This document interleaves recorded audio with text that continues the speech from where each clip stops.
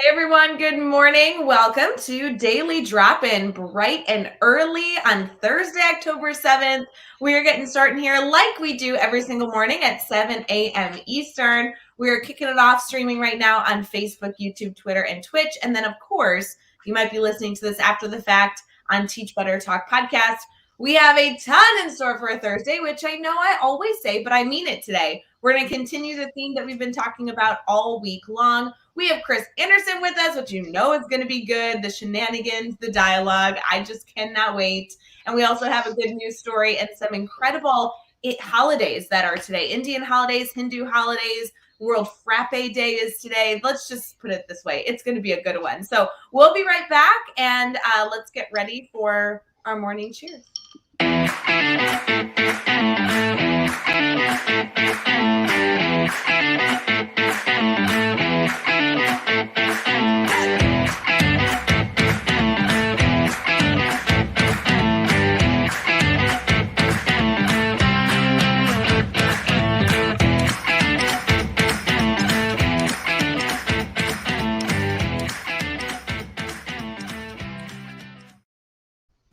Good morning. Good morning. Welcome to Daily Drop-In. Chris, welcome. Good morning.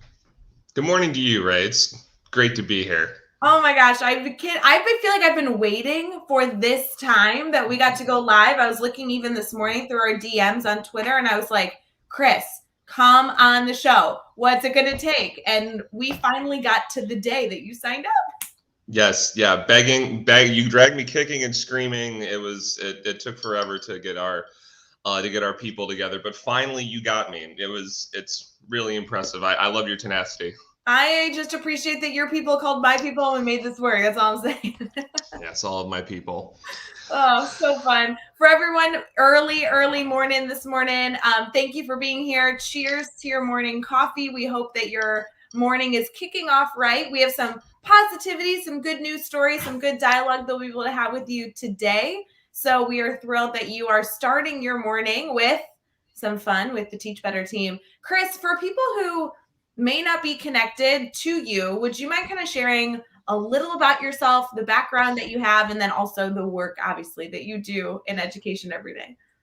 Sure. So I started my my journey as a science teacher at the high school level, and I did that for a number of years. I taught mostly freshmen, and had a lot of fun with it. All my freshman teachers out there, I still love you guys. You guys are doing the Lord's work. It is.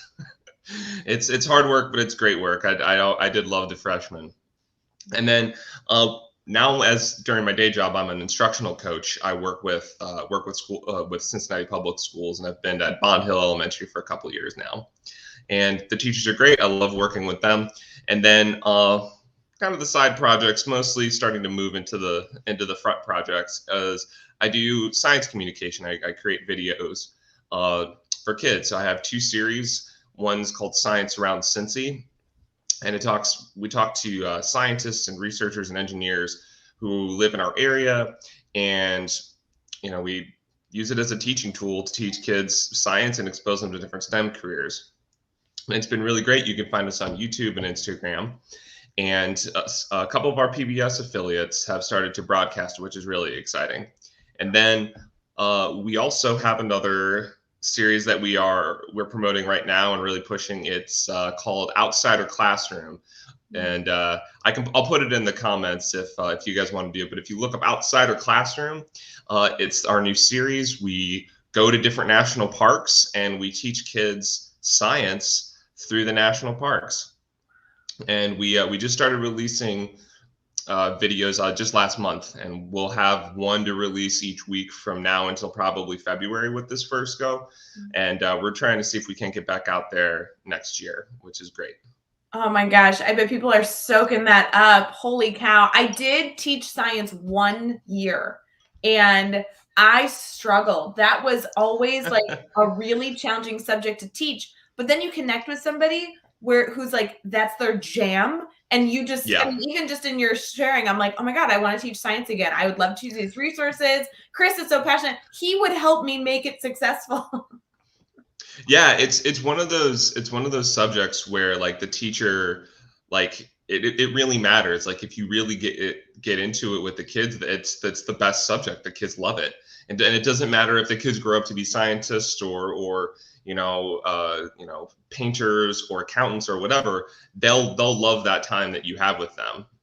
But you're right. There are some times where teachers, especially at the elementary level, they're like, "Oh, you're teaching science," and like, like I don't know science. Like I don't know the materials. I don't even know where the materials are in my building. So that is definitely a challenge.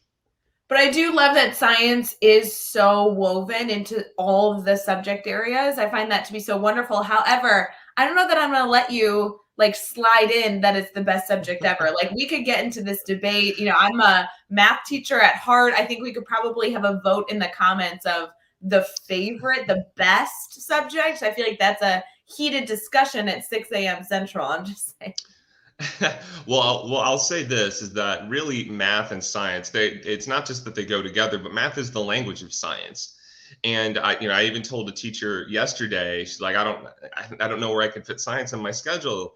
And it's like, you're talking about graphs already in class. Just when you do your experiment or whatever lab that you do, just do the graphing part in math and the kid, and because that's such a critical component of science is that graphic analysis piece. Can you show your data, what you've learned visually? And it's huge. And so I don't think we have to fight about it. I think math is just the language of science. They don't have to compete for time. They should collaborate. Yeah, it's funny, Chris. I don't think I knew the disconnect that only sometimes exists. Obviously, I mean, Bree just threw in the comments how much she loves teaching science and social studies at an elementary level, but it's a disconnect that I was unaware of that in some elementary classrooms, science and social studies are not a focus, and there seems to be a big emphasis on reading and math. And I just find that so backwards. I understand because they're tested that like educators might be forced to go that way. Really, I'm trying to put as much ownership on somebody else other than the educator in this dialogue. Right. But I think it's so interesting because science is really the application of so many different things that, I like that concept of weaving a lesson in science into like integrating it into all the other subject areas. That's kind of the point, right? Isn't that kind of how it works? Yeah, absolutely. I think there's a kind of a difference between elementary teachers and there are differences between elementary teachers and high school teachers, where elementary teachers, I think they went into the classroom because they loved the kids. Like the kids were their first like love, so to speak. Where high school, especially science teachers, their first love was science. And so they're already passionate about science. They're so jazzed about science. They want to grab you on the street and talk to you about how inside the core of the sun, there's hydrogen atoms that are getting smashed together at the speed of light. And that's what's causing all the warmth and heat and light that we see. And they just want to like grab you by the shoulders and like scream it in your face. And elementary teachers might not be quite that passionate about science. And that's okay. That's totally okay. You know what, Chris, if we're going to stereotype, let's stereotype even further. Then let's talk about middle school teachers. My middle school people, y'all are crazy and you just like stinky sarcasm. That's all that means. Like you didn't go like for any other reason. Oh yeah, that's I love my middle school teachers. It's like because you have to have like a special force inside of you that can just tolerate. See, I like that you said a special force inside of you. I was going to say you really have to have a gear loose. That's really what it is.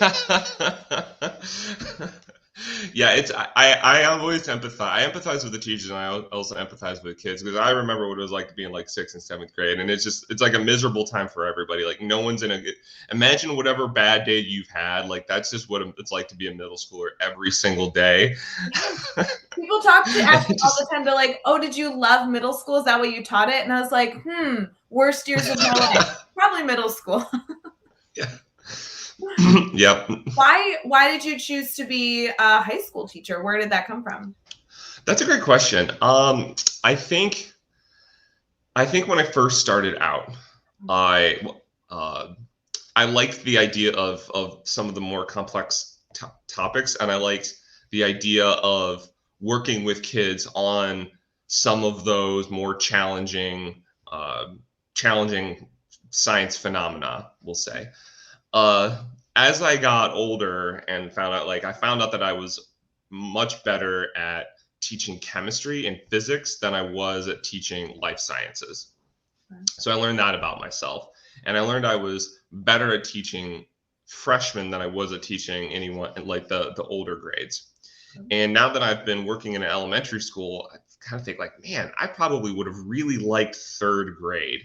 I probably would have really enjoyed, like we would have done, a native garden. We would have had made up a weather station.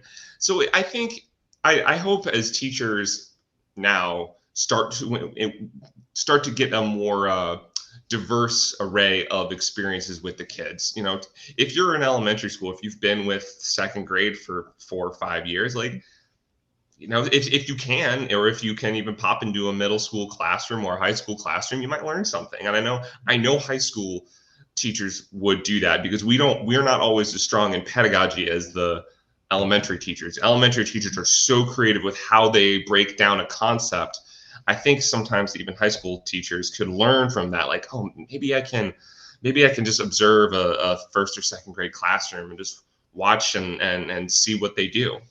Well, and I appreciate the beauty that you kind of took us through in this journey of this silly little conversation, because at first it was this, joking about the stereotypes that exist when you choose to become an elementary, a middle school, or a high school teacher, but kind of coming back to it and saying, okay, but honestly, it's kind of cool because now we have a lot to learn from each other. And isn't that such a blessing? And the opportunity that we have to collaborate is such an opportunity here that we should choose not to miss, right? That's very, very cool.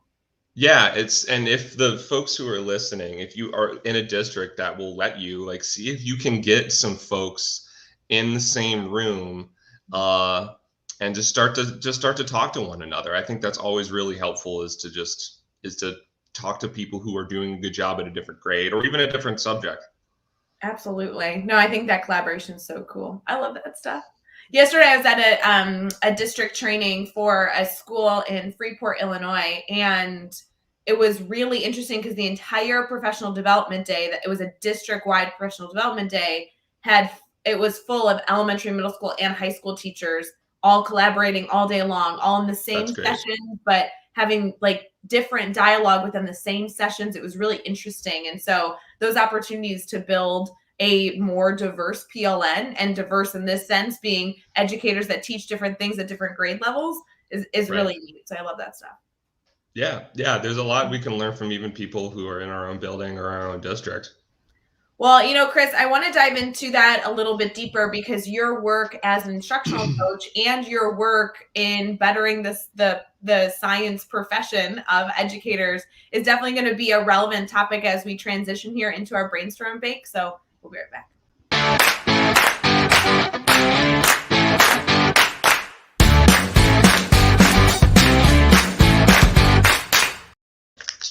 Hey everyone, good morning. It is daily drop-in time, and we are here on Thursday, October 7th, which means our first segment every single Tuesday and Thursday is the Brainstorm Bank. Chris, it was really good to hear about your background and get a little bit into your passions, but this is the intentional time every single morning where we kind of pause and we ask anybody, hey, do you need anything? Because we really believe that brainstorming and problem solving together is the way that we become the best we can every single day. And Chris, with your work in supporting educators, being a passionate educator and everything in between, I think there's going to be a lot of good questions that we can pose to really dive into some of the meat and potatoes of our conversation. This week specifically has focused a lot on finding balance and giving yourself grace in being able to take time for yourself. It's interesting, we've been talking a lot about teacher guilt this week, and putting up parameters so that you can take time away from work. And while I love this subject, I think it's really relevant right now. But it seems to be a really hard subject for some educators to swallow. So in your role, you truly have 2 different full-time jobs. I see you all the time. You are always working. How do you see your, for lack of a better term, work-life balance, right? Tell me about that. Well, I'll be honest, it helps that we don't have kids yet. I'm sure some of y'all got kids. That make it that is a lot harder. And you mean in your Um, personal life? In your personal life? yes. We have not procreated. So I think what I try to do is each week have my critical qualities, right? Like these are the things I absolutely need to get done, and then have a bunch of other things that are bonus. And Mm. part of whatever I get accomplished during the week, I try to make sure I do a couple of the same things every day. Go for a walk at some point in the middle of the day because I'm kind of in a room by myself if I'm not in data meetings, and so I have to get up and move, or like at least get out to the classrooms for a little bit. Um, I think getting a good night's sleep is probably the most important thing and maybe the least appreciated thing among teachers. You will not do better work if you plow through and work till 1 in the morning. You might do more work, maybe, but it might not be better. So I would very much encourage teachers to protect their sleep. Absolutely protect their sleep. Like have your time where you put your phone and turn the TV off and have a little bit before you lie down. Like have good sleep hygiene, get good sleep. Read Why We Sleep. Like get good sleep. You'll feel like you have like you're a super brain genius the next day because your brain will actually be rested and you'll be just like you'll be a better teacher for it. Ugh, sleep is so important. I do have to say, I truly believe, and I like am unwilling to put this to the test, but I believe it regardless. I can sleep anywhere. Like if you were like, "Hey Ray, the world is ending unless right this moment within the next 30 seconds you fall asleep in your chair," I'd be like, "Done, I got you, Chris. No problem." Fascinating scenario, but helpful piece of trivia. Helpful piece of trivia. But I think your focus on taking intentional time to rest is something that is very easy for educators to like take off their list when their to-do list Yep. gets so long. Because in theory, Right. and you phrased it beautifully in your description, if I stay up later, I'm gonna get more done. And in your description, you were like, well, maybe, but you might also be ineffective and Yeah. inefficient. So are you really getting more done? Right. And are you going to be like on your game the next day? I I'm sure you guys have talked about this all week and like, exercising, just eat like doing something that brings you joy when you get home from the day. Like I watch like when I get home from school, I watch like an episode of Parks and Rec and have a snack. Like before I do any other thing, I need like 30 minutes of TV time. And we're not like a huge TV watchers, but at least then I have some time to just turn my brain off for a little bit before I gotta, oh, I gotta write this grant or I gotta, I have an hour editing meeting or whatever it is I gotta do. It gives me 30 minutes just to shut down for a little bit. So if you don't mind, I want to dig into that a little bit because I think that there's so many different intentional moves you make by saying, "Hey, when I get home, I make this choice." And whether you are Yeah. listening right now and you're saying, "Well, I can't make that choice when I get home, but I can make that choice at 8 o'clock at night. I can make that choice Hmm. at 6 a.m. in the morning." That's why I want Right. to kind of focus on that intentionality really quick. So you come home, you've had a long day, your brain's been moving, you've been doing 100 different things, and you take a half an hour or however long a Parks and Rec episode is for Yeah. yourself, and you said you eat a snack. So tell me about some of those intentional choices. Why should you eat a snack? Why are you resting your brain for that period of time? And why an episode and maybe not a 6 hour movie? Like, give me all those things. Well, I think a lot of us, especially when last year when we were in the house, it seemed like a lot of people were kind of reverting back to watching reruns of things like The Office or and in my view, that's comfort food, right? There's no question how it's going to end. You've seen that episode probably 5 or 6 times. You know what's going to happen. You know what the jokes are. You could still laugh, but there's no new thinking there. So you can watch it or you can check Instagram for a minute or two. It's just a way, I think, like, okay, I know how this is going to go. I know what's funny. If I need to pause it so I can look at something, that's fine. I'm not waiting with bated breath to see what happens to Leslie Knope. Uh, and I think, I don't know, I'm just hungry when I get home because I'm most of the time hungry. But I do also, well, we do have like some, that sparkle water, the carbonated soda. So it's like a little treat, and it's healthier than a beer, at least at that point. And if I drink a beer later, that's that's something else. But it has that that carbonation. It's kind of like a replacement habit, and that's always nice. Well, I do have to say, I do something very similar to you, Chris, where when I need a brain break, I actually go to comedy. And I find that to Yeah, be I like that you said it was like comfort television. That's true. But there's a lot of comfort television, guys. I watch bad movies all the time. I'm a yeah. professional at watching rom-coms and terrible, terrible TV that I don't recommend to people because they'll just laugh at me. But comedy is truly something that like I will put on when I need a brain break because it so quickly moves me out of work mode, which I think is Right. actually a big focus of you wanting to have a half an hour to yourself. But on the flip side, it also has like a finite ending. So you're kind of like resetting your body, you're laughing, which is so healthy for you. And Yeah. then when it ends, when that next episode starts or when there's a natural pause, it's easier to make that choice to go back to being Yep. productive or get back to that to-do list because you've like given your body laughter and relaxation for a set period of time. You know what I mean? Yeah, yeah. And if you do, and if it's something you've seen a million times, if you pause it in the middle of it, like it's not that serious. You're not like, okay, I got to go do something, or like I got to move on to my next appointment, or I got to take this call, and yeah, it's all good. I think it's just you gotta find places and spaces for you to give yourself joy Mm. during the day, especially when you're working hard and you're in school, and school can be frustrating, and kids can be frustrating, and administrators can be frustrating, and you know you need to have that space for yourself. Yeah. You said earlier, obviously, your insane passion for science and you're constantly supporting educators in having relevant resources to bring to their classroom. Is there any element of science that you directly connect to like your personal life and putting in those boundaries in terms of, you even said like sleep hygiene, like all those things are really, really good for the body. uh that's a good question. I don't know if there's any specific science. I think I just kind of know myself, and I think there's just everybody's got a point of diminishing returns, right, where you can you can work 8 straight hours, and you could work then another two.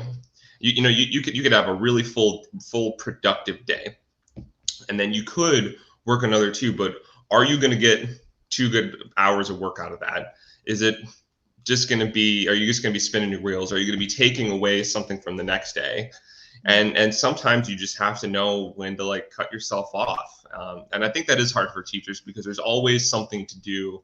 There's always work to be done. There's projects to prep for. There's lessons to plan. There's assignments to grade. And then God forbid if you can take like a 30,000 foot look and like maybe think about how you can develop things better or something, a unit or two down the line. But sometimes you just have to know when your point is, or like I can do more work, but I shouldn't because it's not going to be great, uh, or it's going to take me 4 times longer to complete it. That's not good use of time. I would rather just take that time and just enjoy it, and then hit the bricks the next day. Well, and I think what you're alluding to is really self-awareness, right? Being able to Yeah. do kind of like a gut check and say, hey, if I choose to make this decision, how does Hmm. this affect me in the long term, in the short term? And Right. can I do something else that's going to make me more productive and more efficient if I worked on this later? I'm sure as an instructional coach in your role, you not only do a lot of this coaching with pedagogy and classroom management and everything in between, but you Yep. probably do a lot of kind of reflecting with educators on making good choices for themselves as well. Oh yeah, for sure. Yeah, we all get to a point where we have to just take a step back, and just do it. Don't And you shouldn't feel bad about it. You're not selfish. You're not selfish for doing that. You do good work during the day, and it's okay to take a break. So, Chris, I want to hear about the resources that you are constantly creating and publishing for educators. Because I know that Yeah. we talked briefly in DMs a few weeks ago about this new video that you had going on, and truly, you are constantly trying to get resources in teachers' hands to make science more relevant, but also easier. I mean, we're talking about educators making sure that they're using their time intentionally, pulling in relevant resources that you know are coming from a reliable source is Yeah. one of the ways to do that, so that your workload looks different. The choices you make in your life and the time that you put, to creating a good lesson look different, because you know that the video is going to be there to support whatever instructional pathway you're headed down. So tell me a little bit about how teachers can use the resources that you are a big advocate for.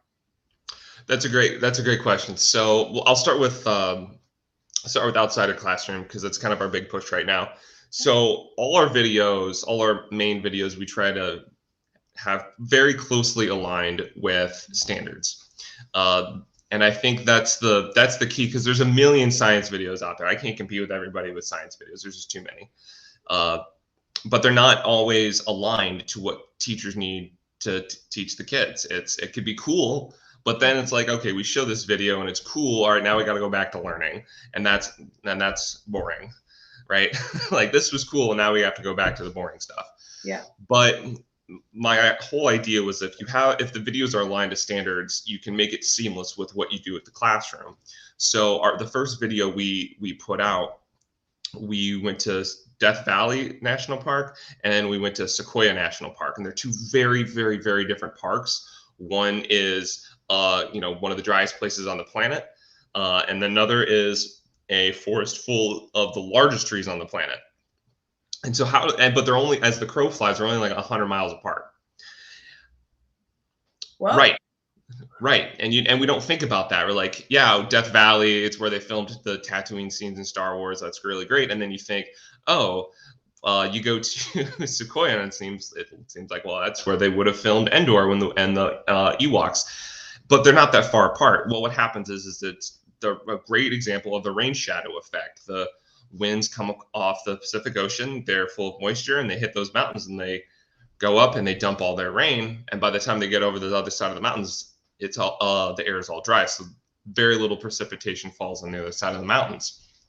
But rain shadow effect is a big concept to learn in like 4th and 7th grade, because you learn about weather, you learn about climate patterns, you learn about how the atmosphere circulates and biomes. So it's pretty seamless. So then what we did is we have our video, and it's only like, I think maybe 6-7 minutes long, so like perfect for the classroom. So you watch the video, and then there's an immediate discussion guide. And what we try to do is put in questions. There's a couple questions, like, did you pay attention questions, right? Where the kids just write down as they're watching, but there's only like 2 or 3 of those. But then they do questions that they have to have some sort of discussion with. Like, there's a couple that there's no right answer. I mean, there's some answers that are more right than others, but for the most part, it's just a chance for the kids to write and to think and to verbalize what's going on in their brains. And that's kind of that first piece. And then we go through the rest of the 5Es. So there's labs with it. There's usually a graphic component. We try to incorporate geography and maps as much as we can. And then the last E, of course, is doing something either creative, designing something, or something where the kids are involved in the community. We haven't released all our lesson plans yet, but that should come out in the next couple weeks. So that's what we just try to do, is try to okay, here's this video, but it's the hook, it's the opening for an entire unit on how our planet's atmosphere works, and how moisture and heat and all that play a role in shaping what the planet looks like. It's funny when you go into this, because I feel like the moment you said, oh, this is really relevant in 4th and 7th grade. I mean, I'm confident this is relevant in so many other grades as well, but your immediate reference to 4th and 7th, I think our entire network in the comments was like, what 4th grade or 7th grade teacher do I know that I can send this to? I love Yeah, that. it's really just, you got to make it not just relevant for kids, but relevant for teachers, because otherwise you're just producing content without a need, and that's what teachers need. And it needs to be something that they can like look at immediately and plug and play. Like there can't be any barrier entry. There can't, and you can't look at these lesson plans. I feel like when I do research and trying to figure out what sort of activities we put together, I'll open these PDFs and it'll be like, oh, here's a lesson plan, and it's like 20 pages long. And there's like 2 straight pages of background. Like, don't give me all that crap. Like, say like, this is what we're doing. Here are the student links. I'll figure the rest out. I'm totally with you. And it's interesting because I know that you're so passionate about science, but from my background I've been a math teacher, I've been a writing teacher. As I'm thinking through, I'm like, okay, but Chris, just FYI, I could have used that video in math and in writing, because 6 to 8 minutes as an attention getter to spark some dialogue, spark some interest, and then I can use that as a prompt that's going to kick off a full unit. I used to do these themed internships in my math class. There were so many different weather components or geography components to our study. Like, this is a really easy tool that's right there. And I bet you, and I have not seen the questions, but I can only assume that the questions that you provide are questions I could pull into other subject area like dialogue as well. I love that this resource is so accessible and created by educators. Hello. I mean, could you talk about a better crew to be able to put something together that is going to be applicable coming from an instructional coach background? You cannot talk about anything better. Thank you. So good. I love it. So where do I find this stuff? I mean, I know you referenced it. I know I could go on your Twitter, but like, really, where are the meat and potatoes of where I can find these resources? So right now, all our videos are on YouTube. We've got about 4 released right now. The one we released this week is called Tall Things Considered. We talk about the sequoia trees and like why they get so tall, what how they've adapted to the Sierra Nevadas and that environment. And I'm putting in the chat right now how you spell it. So if you look at Outsider Classroom on YouTube, you'll find all our videos. Like I said, it's all free.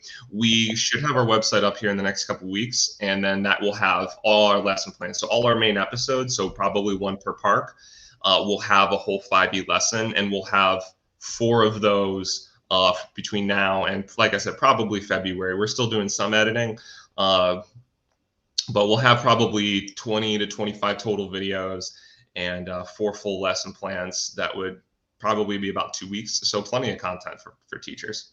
Chris, I have a really, really dumb question / observation. Yes. You said these videos are on YouTube. Yep. That means they're free.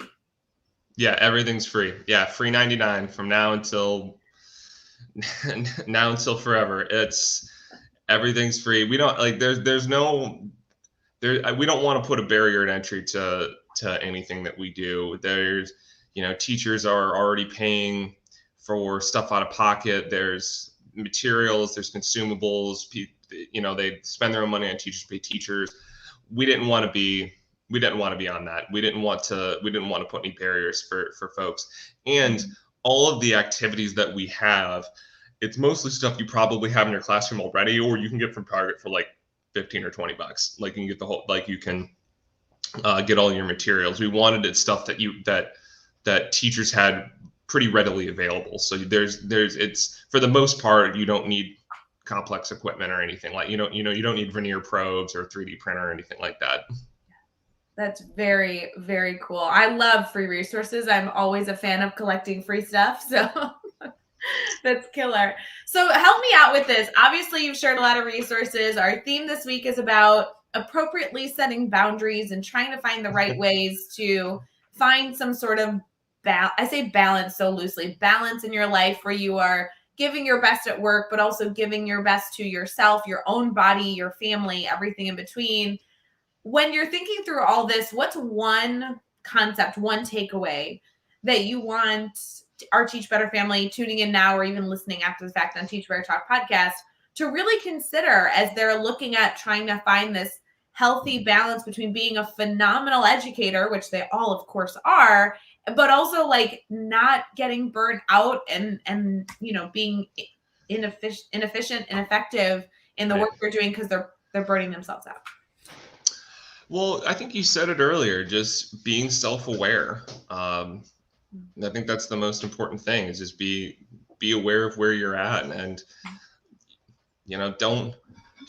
don't do more than what you're capable of, and it's okay to take a break. You're not being selfish. Yeah, the only other thing is protect your sleep. I Get love good this. night's sleep. Protect your sleep. Chris, how many hours are you getting a night? Let's talk sleep real quick because I know we have a bunch of people popping in now. We're going to transition here into the Good News Network, our Good News section of our daily drop-in. But like, how much sleep? Like 12 hours is okay, right? That's good. If that's what you need to get to have a full day and be at your most productive self, that's great. I certainly won't judge you. and for people who think they can get by on like 5 or 6, you can't. Like you can muscle through it, but the percentage of the population who can actually like fully function with their brain at full capacity at like 4, 5, 6 hours, it's small, and you're probably not that. I would say I try to get at least 8 to 8.5 hours of sleep at night. It sounds like so much time, but it goes so quickly. Yeah. Yeah, and you think, okay, 8, all right, let's be like, okay, but then that's 10 to 6 or 9 to 5 for a lot of people who are in an earlier school. It can be hard. It absolutely can be tough, but I would also, like I said, just take 30 or 40 or an hour just to not look at your phone and not watch TV before you go to bed. It will make a difference. It'll make a huge difference. Okay, I have 2 challenges for our network right now. So do me a favor. This is like you're calling all like the bat signals up. I need some support in the comments. I want you to count how many hours you slept last night and throw it in the comments. We want to know. And then as you're doing that, and you should be typing in the comments, whether it's on your phone or your computer, you're typing in how many hours of sleep you got last night. And as that's happening, I want to challenge you all to try and get 15 hours of sleep tonight. Yeah. And so do you want to know the science behind why you need to put your screen away before you go to sleep? Yeah. Yeah. So it's because we're all mostly fish. Like we're just repurposed fish. Our ancestors 300-ish 50 million years ago or so, they were fish or mostly lived in water, or were fish starting to move on land. And so you're every single one of us, we have a fishy body plan. We're not really adapted to the land because we didn't start that way, but we still have some things inside of us that are still fishy. So when we're first developing, we still have gills, right? Like that's a fishy thing. But the blue light from your screens is actually a cue to your brain to stay awake, because if you think about it, if you were a fish and you saw blue light, that meant it was daytime in your world. And so you still have part of your brain for which that soft glow of blue on your phone or the television tells your brain to keep being on. So when you put that away for an hour, your brain is a little more into shutting down and being ready to go to sleep. So Chris, I think the biggest takeaway of today's daily drop-in is that everyone's a little fishy. That's kind of what Absolutely. Yeah, embrace your inner fish. That's something that we should all do.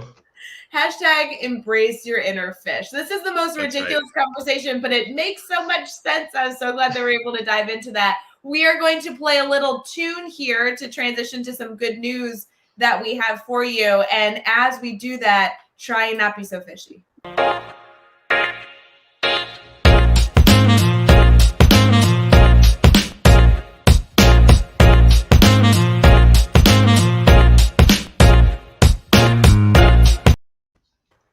Good morning, everyone. Thank you for joining our daily drop-in. We are going to conclude our time together. We've been able to have so much dialogue around so many different things, really focused on the fact that we need more sleep, that we have so much opportunity to incorporate science in our life, and that you should also sleep more because you're a little fishy. There's so many different things. Chris, you have shared free resources with us today. You shared so many different pieces of insight. I've loved learning about your background. As we kind of conclude our time together, our time together for this segment, It's always good to end with some holidays, some celebration, and also with a good news story that hopefully we can take to our colleagues or to our student to really foster fun, healthy relationships. So, Chris, are you ready to celebrate some holidays?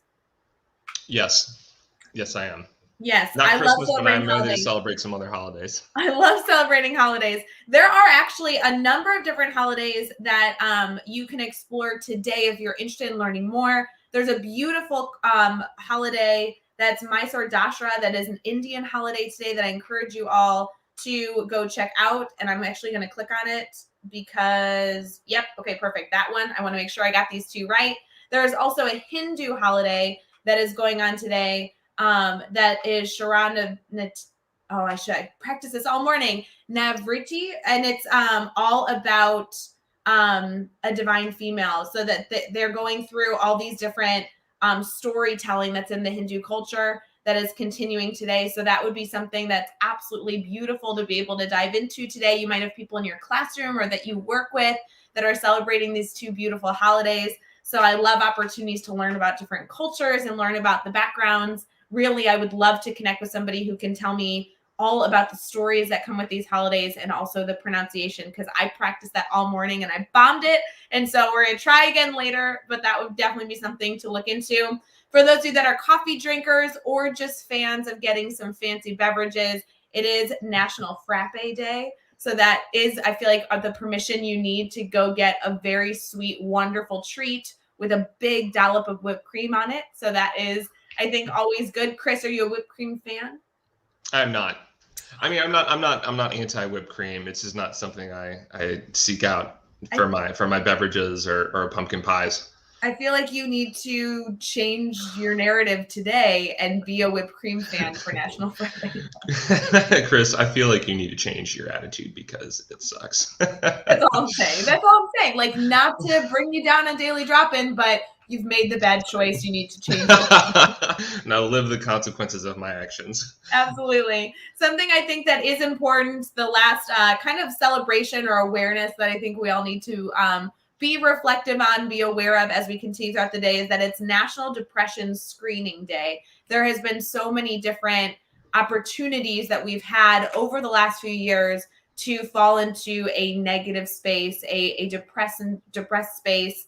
And we try as a community to really ensure that we are doing a gut check, not only on ourselves, but in our colleagues, our friends, the people that we care about, the people within our community, to ensure that you are constantly supported. So please do not only a gut check on yourself, but also those around you, those that you care for, to ensure that people are being healthy in their mental state, in their emotional state. And obviously, if you need anything, any resources or support to not only support yourself, but those around you, the Teach Better team would love to connect you with the right resources and the right avenues to get you anything that you need. So very, very important holidays and awareness moments today. And then, Chris, this good news story, there's a lot of good news that we could be celebrating.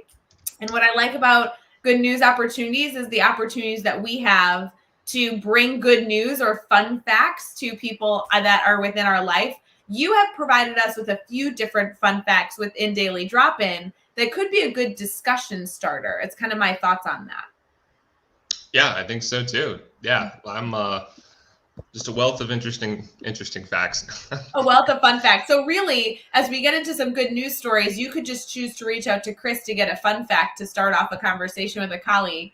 It was interesting. I'm on positive.news. It's positive.news. And as it goes through a lot of different pieces of good news that's been going on this week. There's some really interesting things about climate change that I know we've discussed this week. But one of the things I thought was really interesting that could be something you choose to dive into is that Switzerland officially is legalizing same-sex marriage. That is a big moment in history. So if you want to go through any of the work being done in that country, you're more than welcome.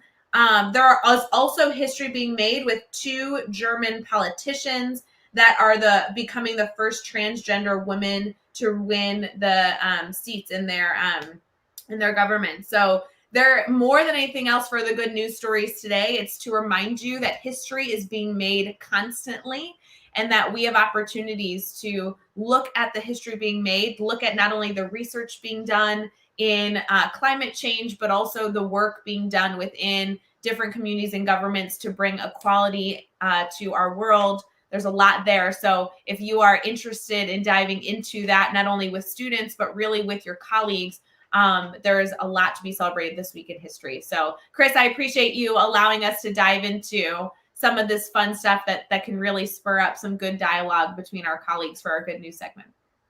Yeah, that's great. I know I learned a lot. That's great to hear. There you go. There you go. You know, Chris, I do want to make sure that our community has an opportunity to connect with you. Obviously, you've shared a wealth of knowledge. I'm going to throw in, you included the YouTube link that we're going to push out to all of our networks right now as we are streaming on Facebook, YouTube, Twitter, and Twitch to go find all the free resources that you shared, your YouTube channel and everything else. How can people connect with you specifically? Ooh, well, you can follow me on Twitter, Instagram at the Science Jedi, and I try to share as much as we, you know, all our stuff that we've been putting out with Outsider, and those are the best ways. But yeah, keep tuning in. We'll be sharing lots of stuff over the next couple months. I love it. I appreciate it, Chris. Thank you so much for waking up early, spending your time with us. We know you're a very, very, very, very busy person, but I'm so glad that we finally got this in the books because I was waiting for this one. So thank you for sharing all your insight. For everybody else, we are so thrilled that you chose to start your morning with us. As you all know, Daily Drop-In happens every single morning, Monday through Friday at 7 a.m. Eastern. We hope that this show every morning not only provides you some consistency in your morning routine, but also giving you food for thought and some good news to start your day off with. Please enjoy your last sips of coffee as you get started for your day. You have the most amazing Thursday ahead of you. October 7th is going to be the best day of your week, and you didn't even know it yet. So let's get into a wonderful day. Go connect with Chris and his incredible resources. And we'll see you again tomorrow morning with the one and only Brad Hughes concluding our week for Daily Drop-In. So thanks again, Chris. We'll see y'all later. Bye, guys.